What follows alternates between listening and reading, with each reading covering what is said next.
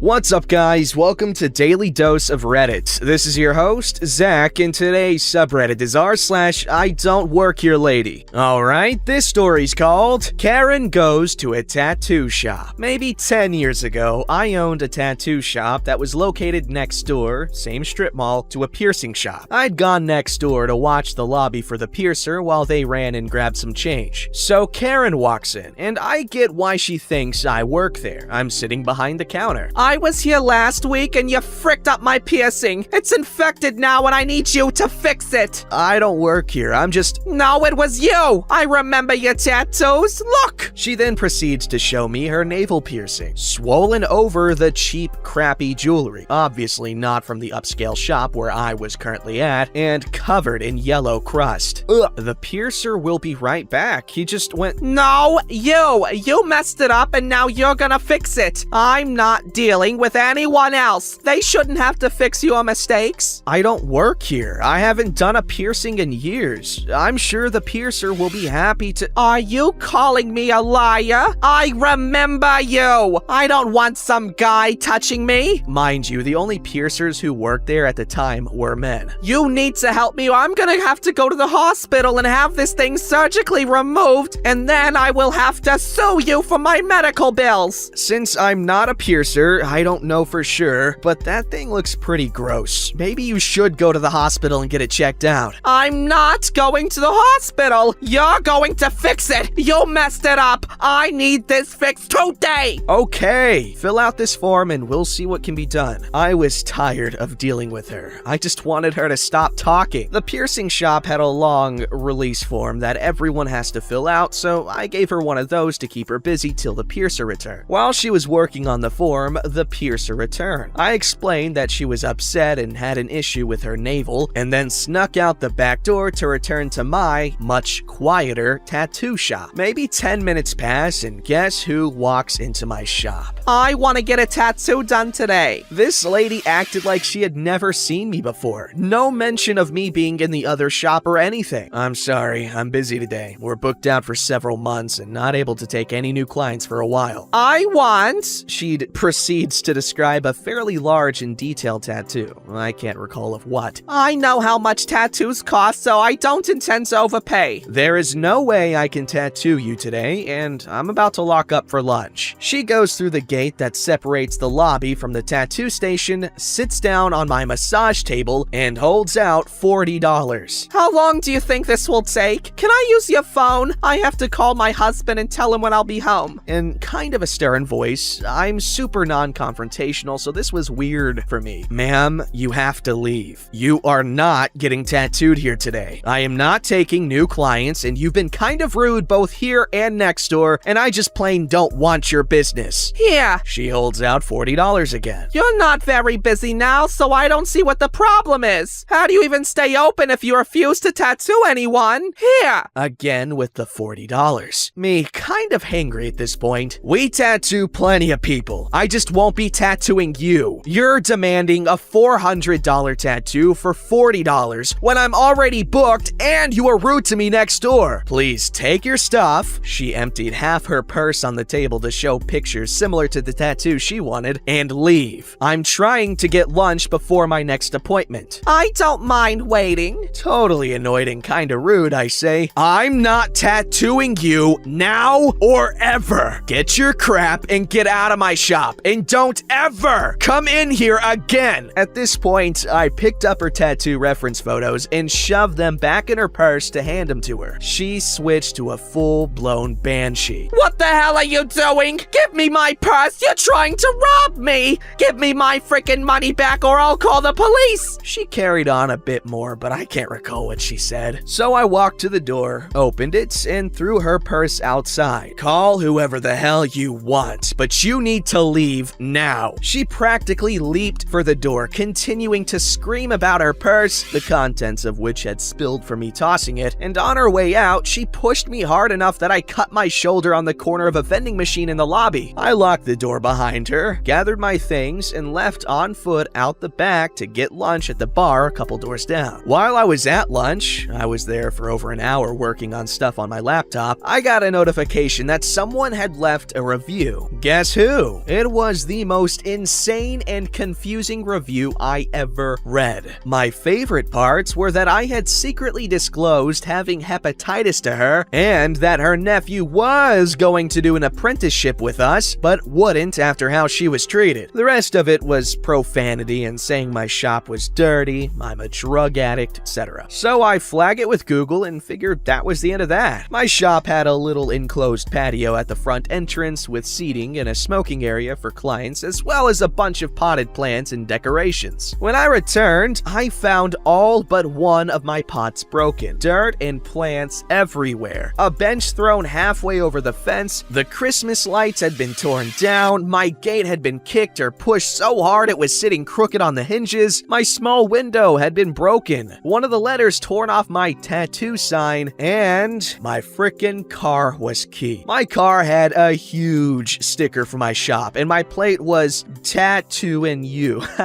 So it was obvious who to target. Not a little bit keyed either. This bimbo went frickin' crazy while keying my car. There was so much damage, I couldn't believe she'd been able to do it in the hour or so I'd been gone. I was super bummed. No one had seen it happening because the strip mall door / parking lot configuration was kinda weird. So I started crying. I was so bummed about my shop and the car and all of it. I'm really low key and get stressed easy, and this was too much. I then called the police, canceled my next appointment, and went next door to visit while I waited for the cops. I found out that the lady had been crazy rude to the piercer as well, and that he wound up kicking her out as well. She wanted him to replace the crap jewelry she'd gotten it pierced with at another shop with a $150 barbell for free, and became irate when he refused. So irate that he pushed all the flyers from their flyer table onto the ground as she left while cussing him out. So the cops showed up and took a report. It takes me a while to fill everything out, and he took a photo of the cut I got from being pushed, and we showed him the video of her trashing the place. It didn't catch all of it, but enough. The cop was telling me that the report was pretty much just for insurance because we don't know who she is or how to find her, when I remembered the release form. Part of their release form process was to take a photocopy of client ID cards on the form. They have a laminated form you just copy with the ID, so it's all on one page. So that's what I done when I was trying to shut her up. We dug the release form out of the trash, and the cops then had her full name, recent address, which she'd written in because it was different than on her ID card, phone number, etc. She lived not even a half mile from the shop. So the cops drove to her house and arrested her. She got in trouble for all of it. By the time it was over, she had to serve several months in jail, and I assume a long time on probation, and I bet she had to attend classes. Just a guess. I don't know. I got a notification several months later letting me know she'd gotten out of jail, and I remember thinking, damn, she was in there a while. The following day, her husband called me to find out what the damages were so he could cover the costs. By the time I added it up, it was close to $5,000. I was kind of a jerk, and I taxed the hell out of them and quoted him as though I paid people top dollar to fix all the stuff I actually fixed myself, like replace and set up the plants, the fence, etc. He brought an envelope of cash in the day after I told him the cost, or it may have been that evening. It was weird. He was a nice, acting, seemingly normal guy. He apologized and said she has a temper. This means this Karen could have afforded the jewelry she was trying to get for free and the tattoo she was trying to get for cheap. I assume anyway. Seems like he just had the money lying around since he came up with it so fast. But don't worry, none of this stopped Karen. After she got out of jail for about a year, my shop would get these random super weird reviews from random Gmail accounts that had no other reviews. I have no proof it was her, but we never got bad reviews till this happened, and they were all written in the same way. They all just sounded like the same person wrote them. Some of my favorite highlights from the reviews: that I am a prostitute and operate that business out of the shop, that we reuse needles, that we misspelt a tattoo, that I sell drugs from the shop, that you can find nudes of me online, that we tattooed a minor without a parent, that we allow/had dogs in the shop, that we got shut down by the health department, and that I hire illegal immigrants. There was plenty of other stuff, and it was all pretty far out. That's just all I can remember. This lady lady would write paragraphs of weird crap every time, just rambling lunacy. I was in business for over 15 years. That was the only Karen I ever remember having to deal with. I'm sure there were a few other rude customers, but nothing like that. I wonder if she ever realized that she provided us with the information that made it super easy to track her down right after. Edit. Does anyone else ever feel kinda bad for Karens? Like, it must be kind of hard to live a life where you're always tripping out.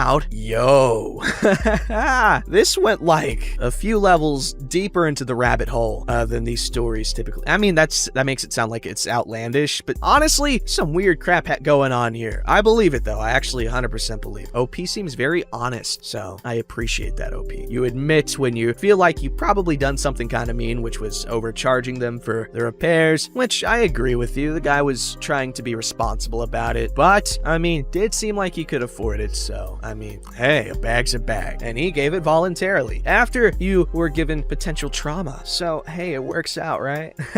No, you should never take more than you're owed. I'm just saying that out loud so people don't think I'm advocating for ripping people off, because that happens. That happens as soon as you bring up a counterpoint, even if I don't agree with said counterpoint, and even if I say explicitly that I don't agree with that, there's always someone that's like, I don't know, like someone's intentionally just not paying attention to what I'm saying, or they could just be meanies who deliberately twist words. Either way, it's not very nice. In fact, I'm inclined to believe that it's very not nice, as opposed to not very nice. Alright, this story's called Yelled At for Not Speaking Spanish by a Karen. A few years ago, I lived in Brazil to study and was taking a weekend trip to a national park on the border with Argentina. I ended up going to the Argentinian side and was just playing tourist. Important background: I speak primarily English, okay Portuguese, and absolutely no Spanish. I can barely string a sentence in Spanish together without just throwing in Portuguese and hoping it works out. The other thing to note is that I'm American. I'm ethnically Portuguese and Polish with nearly black hair and tan very quickly, so I often get mistaken for Brazilian. I'm sorry, this is a little side note, but did you guys hear that story about how someone told George Bush, HW, that like, I think it was like 8 Brazilian people died, and he was like, how much is a Brazilian? It's a funny story. I mean, it's kind of sad, but you can see humor in it, I hope. So to the story. I was hanging out at a bench in the shade by the waterfalls and had just helped some Brazilian tourists with directions when I was approached by a very American tourist. Karen haircut, New Balance tennis shoes, visor, capris, the works. She's trying to communicate with me in incredibly broken Spanish. I think it's awesome that she's trying to speak the local language, so props there. I interrupted her to let her know that I don't speak Spanish, and she looks at me like I stabbed her grandma. She goes off. Of course you speak Spanish, don't lie! Then repeats what she said in Spanish again. I really have no idea what this lady wants, and the group of Brazilians around me are also confused and kind of laughing that, out of everyone, I'm getting the rude American tourist treatment. I interrupted again to let her know that I'm also an American and don't speak Spanish. This set her off again. Don't lie, and why do you assume I'm American? Well, I think based on the fact that I'm American, I can spot another American accent. I heard you giving directions. Do your job and tell me where I need to go. I'm now figuring out this lady wanted directions too, and somehow a teenage girl sitting in a sundress with a bikini top showing underneath is the local employee she needs to get them from. I gave directions in Portuguese to the spot I just came from. I don't work here and I don't speak Spanish. You're clearly not American, you're Latino. No voy hablar en inglés con you. At this point, I realized she is fully crazy and decide I'm gonna exclusively speak in Portuguese from now on. I explained to her, in the fastest dialect I can manage, that I don't want to help her and she's asked me not to speak English, so I will only be speaking in Portuguese. She should ask someone that cares. This lady then yells, "See, you do speak Spanish!" My friends died laughing and all started chanting, "Brazil! Brazil!" mocking her. We were teens and this was the height of hilarity. Then she started noticing that a few were wearing the Brazil national soccer shirts. I could see it starting to click, but she threw me for a curveball and said, "You Brazilians are such liars! Shame on you for pretending to be from here and claiming to be American. I had to get up and walk away. I still feel the eternal facepalm I experienced that day. First of all, what a freaking champ being that just knowledgeable about anything. Where you're not from. You get what I'm saying. It's a quality I can appreciate in people because I like it when people know more than me. It's fun because they can tell you stuff and you can take their word for it and you don't have to fact check it and you're just completely content with the knowledge you just received. Alright, this story's called No Dress Code for Lowe's Employees! I went to Lowe's to shop for some Christmas lights. Lowe's lets their employees wear casual clothes, but they all wear their distinguishable red vest that says Lowe's Employee. I was basically in pajamas. I was wearing a black t-shirt and gray sweatpants. Anyway, I was looking at LED lights and decided to walk away to a different section. As I walk away, I saw and heard a woman sigh with disgust.